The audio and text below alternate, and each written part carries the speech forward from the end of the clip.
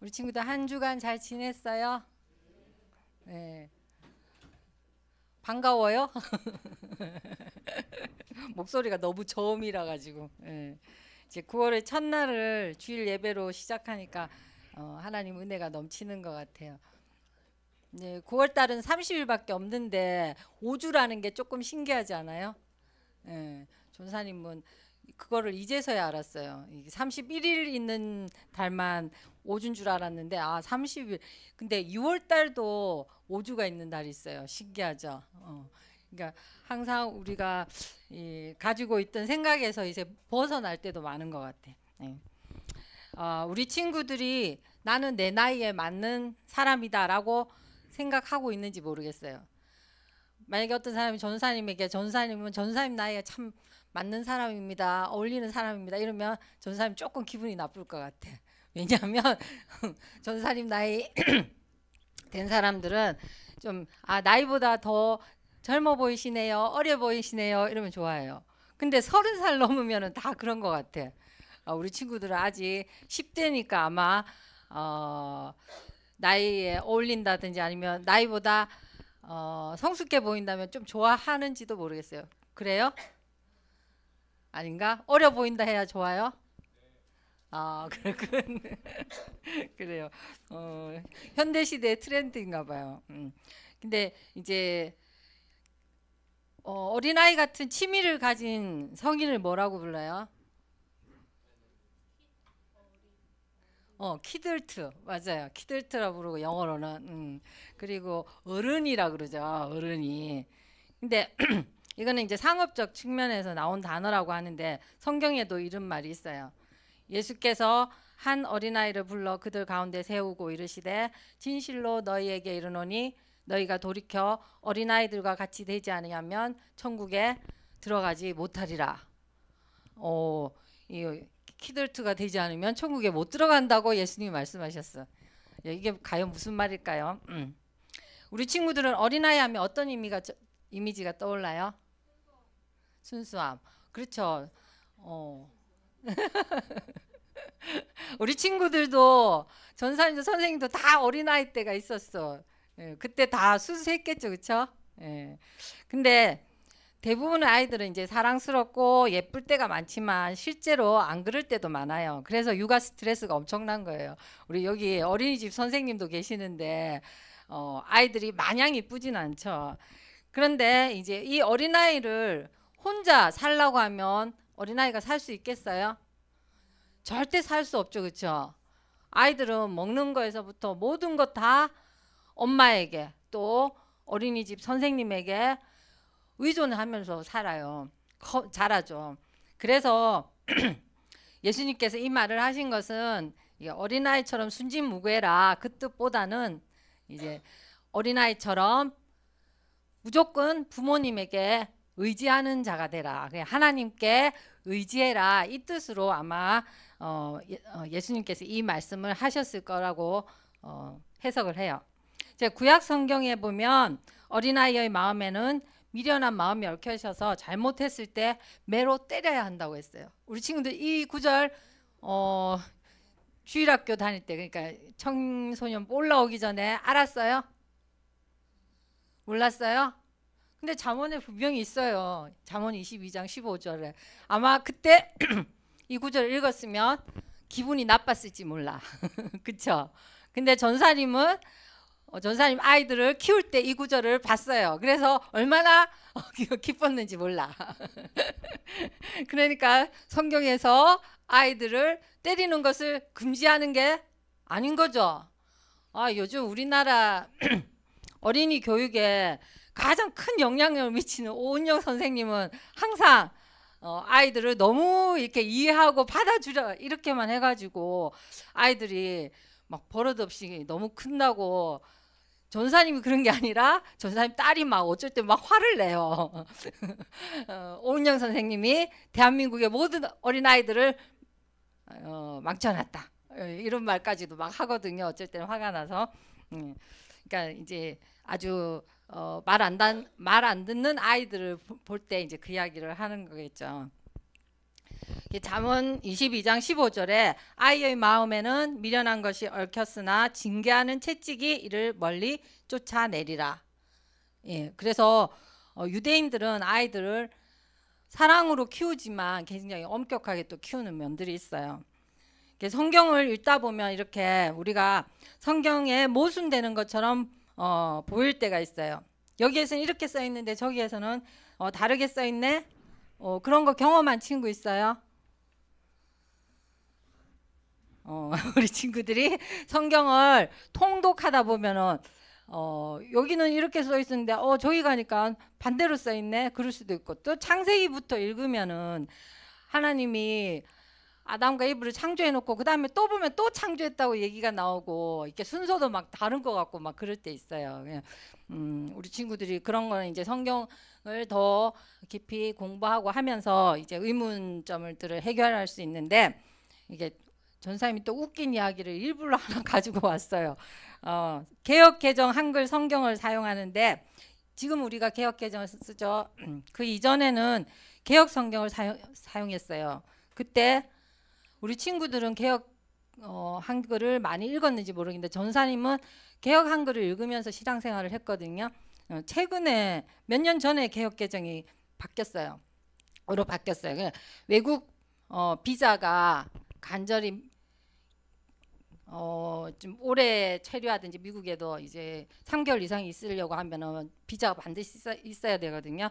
이제 그래 외국 비자가 간절히 나오길 기다리는 한 성도님이 복음서를 읽다가 바깥들에 앉은 베드로에게 비자가 나와, 마태복음 26장 69절에 그 말씀이 있어요. 그래서 그 구절을 읽고는 번개같이 이제 비자가 드디어 나오는구나 하고 기뻐했어요.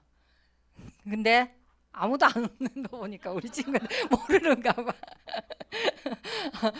베드로가 예수님이 안에서 이제 재판 받고 있을 때 밖에서 이제 불 쬐고 기다리고 있었잖아요. 그때 이제 한 비자가 나왔다 그 말이거든요. 그 비자는 여종을 말하는 거예요. 여종을 이제 옛날 말로 쓴 거죠. 근데 이제 이 성도님은 자의로 자기가 비자를 간절히 늘 비자가 머릿속에 있는 거야. 그러니까 그 성경 구절을 읽다가 비자란 말이 나왔다 하니까 이제 나 비자가 나오는가 보다 그랬다는 거예요. 하나님이 정말로 비자를 그래서 주셨을까? 전사님 생각에는 아마 주셨을까라고 생각을 해요. 하나님은 굉장히 유머스러운 분이에요. 아닌 것 같죠? 아니, 하나님 되게 재밌으신 분이거든요. 어쨌든 이렇게 자의로 성경을 해석하면 우리 친구들은 안 웃었지만 전사님은 되게 웃었어요, 속으로. 그때도 비자가 무슨 뜻인지 전사님 사전을 찾아보고 했거든요. 남을 웃기는 일만 발생하면 다행인데, 제대로 하나님을 알기 위해서는 성경을 바르게 읽어야 해요. 사도 바울은 구약 성경에 정통한 사람이었기 때문에 성경을 연구하고 배우는 지금 말하면 박사급의 사람이었거든요. 그래서 분명히 잠언 말씀을 알고 있었을 거예요. 어린아이들의 미숙함을 빗대어서 시기와 분쟁이 있는 교회 성도들을 영적으로 어린아이라고 표현을 했어요. 사람이 모인 곳에는 이견이 생기고 또 갈등이 생기게 마련이에요. 갈등이 생기는 자체가 문제가 아니고 이 갈등을 대하는 태도가 이제 어린아이냐 성인이냐를 가르는 거예요. 화내고 비난하고 공격하고 마음문을 닫아버리는 부정적인 감정으로만 반응한다면 어린아이 같은 사람이고, 공감하고 이해하면서 타협하고 양보하고 책임지는 사람, 끝까지 하나님의 말씀의 원칙과 자신의 믿음을 지키면서도 상대방을 사랑하고 존중과 배려를 잃지 않는 사람이 성숙한 사람이에요. 고린도 교회도 이제 분쟁이 발생했는데 사람들은 자기가 옳다고 막 주장하면서 자기 말로 안 되니까 이제 자기보다 더 그 당시에 유명한 교회에서 인정받는 그러한 지도자들을 내세우면서 자기는 바울파다, 아볼로파다 등등 주장하면서 이제 싸우고 이기려고 했어요. 내 말로 안 되니까 우리 담임 선생님이 이랬단 말이야. 또 안 되니까 우리 목사님이 이랬단 말이야. 이렇게 말한 거예요. 사람을 따라가면 사람의 생각, 사람이 만든 것들, 사람의 사상, 사람의 업적에 따라서 서로 나누어지고 비교하고 또 우위를 가리려고 하죠. 우리 친구들 여기 같은 층에서 서로를 보면 어때요? 서로 잘 보이죠? 오늘은 누가 무슨 옷을 입었는지 또 저 친구의 눈, 동그란 눈도 잘 보일 거예요. 그러나 우리 친구들이 비행기를 타고 한번 이렇게 이륙을 한번 해볼 때 밑에 보면 어때요? 사람들도 점점 작아지고 자동차도 점점 작아져서 장난감 같이 보이잖아요. 길에 우리가 다닐 때는 뭐 벤츠 같은 좋은 차나, 벤츠에도 여러 급이 있죠. 아주 좋은 차도 있고 뭐 경차도 있고 전사님 타고 다니는 국민차 아반떼 같은 그냥 흔한 차도 있어요. 그래서 막 차이가 나는 것 같지만 조금만 비행기를 타서 하늘로 조금만 올라가면 다 똑같이 보이는 거예요. 그리고 사람은 티끌처럼 보여요. 그러니까 이 지구 위에서 조금 올라가서 서울 상공에서 봐도 그런데 이 전체 지구에서 보고 또 그보다 더 넓은 우주에서 나를 보면 어떨까? 티끌보다 더 작은 존재인 거예요. 그래서 성경에 티끌이라고 한 거예요. 하나님은 하늘에 계시잖아요, 원래. 그렇죠? 하나님이 계신 곳이 공간적으로 하늘을 말한다. 지금 전사님은 지금 비유로 얘기하니까 그런데 하나님이 계시기 때문에 하늘이라고 표현을 하는 거예요. 근데 이것처럼 하나님께서 하늘에서 위에서 바라볼 때 사람이 막 키가 누구는 190이고 누구는 150이고 그렇게 해도 하나님 보실 때는 그거 별로 그래 큰 차이가 아닌 거예요. 그런데 우리 사람은 그런 걸 가지고 엄청난 차이인 것처럼 막 굉장히 서로 비교하고 내가 잘났다 너가 잘났다 막 그러죠. 하나님 앞에서는 아무리 힘이 세다고 자랑을 해도 힘 자랑을 해도 하나님의 콧기만 하면 날아간다고 그랬어요. 그리고 우리 친구들이 모압이라는 나라 알죠? 다윗의 증조모 룻의 고향이죠. 그렇죠? 그 모압이라는 나라를 하나님이 화가 나셔서 다 심판하시겠다고 할 때 뭐라고 하셨냐면 내 모욕통이다. 한글 성경에는 이제 좀 점잖게 모욕통이라고 표현을 했지만 실제로는 발 씻는 대야다 그렇게 말씀하신 거예요. 그 정도로 에돔에는 내 신을 던지리라 하셨는데 그 정도로 모압이라는 나라 자체가 그 당시에는 교만할 정도로 이스라엘을 막 괴롭히고 그럴 정도로 크고 강한 나라였지만 하나님 보실 때는 내 발 씻는 대야도 안 된다 그 말씀이에요. 이렇게 하나님 되게 어떻게 보면 유머가 있으신 분이죠. 화가 나도 유머를 잃지 않는 분이에요. 사람들이 아무리 잘난 척 해봐야 하나님께는 아무것도 아니다. 하나님이 다 보고 계시니 서로 나 잘났다고 싸우지 말고 잘 지내라. 이 말씀이에요. 서로 상대방을 낮게 여기고 서로 겸손하면 싸움이 되겠어요? 안 되죠. 싸울수록 이렇게 존댓말을 쓰라는 말도 있어요. 존댓말을 쓰다 보면 싸우는 이 감정이 자꾸 누그러지거든요.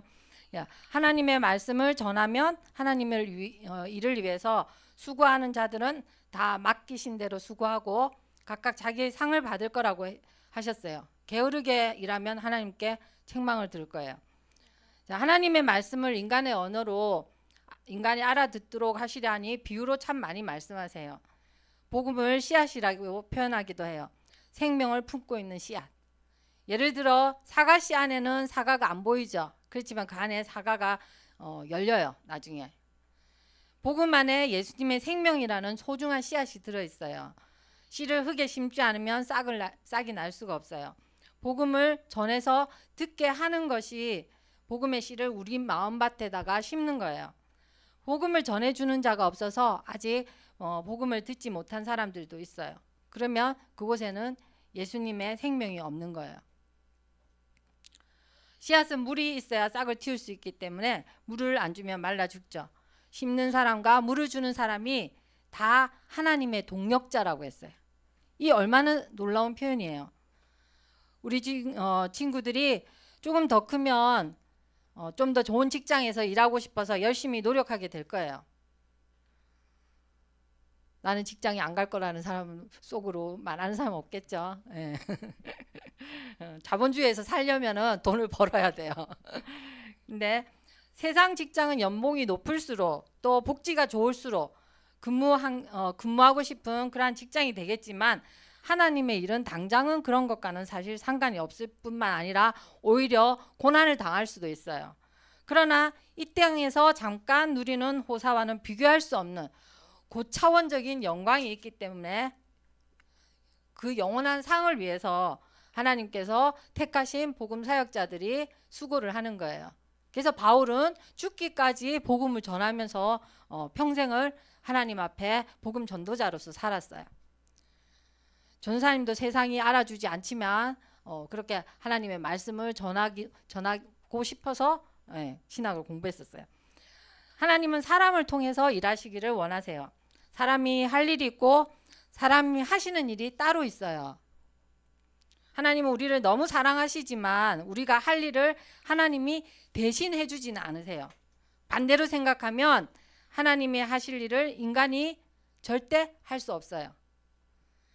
홍해 앞에 선 모세에게 하나님께서 너희는 가만히 있어 내가 하나님 됨을 알지어다 라고 하셨어요. 그럼 인간은 아무것도 안 해도 되는 걸까요? 기도만 하고. 그렇죠. 아무것도 안 하면 되면 뭘 해야 될까? 이스라엘 백성들은 하나님께서 가만히 있으라고 그랬는데 그럼 이스라엘 백성들은 가만히 있으면 되는 걸까요? 가만히 있으면 되는 거예요. 그런데 이집트에 머물러 있거나 또는 다른 데로 도망치거나 하지 않고 이스라엘 백성들은 모세를 따라서 이집트에서 하나님이 말씀하신 대로 문지방에 피를 바르고 모세를 따라 나왔어요. 밤에 급하게 뭘 막 준비해가지고 예금 통장 지금처럼 막 챙기고 이러지 못하고 아무것도 챙기지 못하고 발효도 안 된 반죽을 그대로 들고 광야로 나가면 어떻게 죽을 수도 있는데 그런 거 계산하지 않고 모세를 따라 나온 거예요. 그리고 홍해 앞에 섰을 때 하나님께서 가만히 서서 보라고 하셨어요. 그러니까 이스라엘 백성들은 구원을 행하시는 하나님의 목격자로서 그 자리에 설 수 있는 거예요. 하나님께 선택을 당했어요. 우리 친구들이 시험을 앞두고 공부 안 하고 기도만 열심히 해본 적 있어요? 없어요? 우리 친구들은 열심히 공부도 하고 기도도 해요? 네. 정말 모범적인 우리 친구들 신앙인입니다. 네. 열심히 막 전사님도 초등학교 때도 열심히 기도했어요. 시험 칠 때마다 시험 잘 치게 해달라고. 그래서 하나님이 엄청 지혜를 주신 것 같아요. 그때.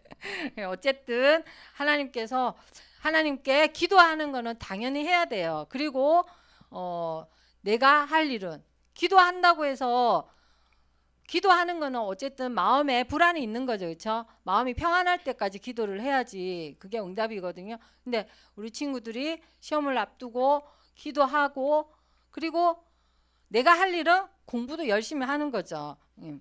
간혹 우리는 하나님의 일을 내가 하려고 덤비고 또 내가 할 일은 하나님께 미루는 그러한 습성이 우리 인간에게는 있어요. 내가 할 일을 잘 분별해서 그리고 하나님께 진정으로 기도하는 사람은 열심히 그 일을 이루기 위해서 내가 할 일을 열심히 하게 마련이에요. 어제 전사님이 결혼식을 가면서 한 권사님의 간증을 들었는데 그 권사님이 이제 그 장기 전세를 주는 아파트를 너무 당첨이 되고 싶으셨던 거예요. 그 권사님은 이제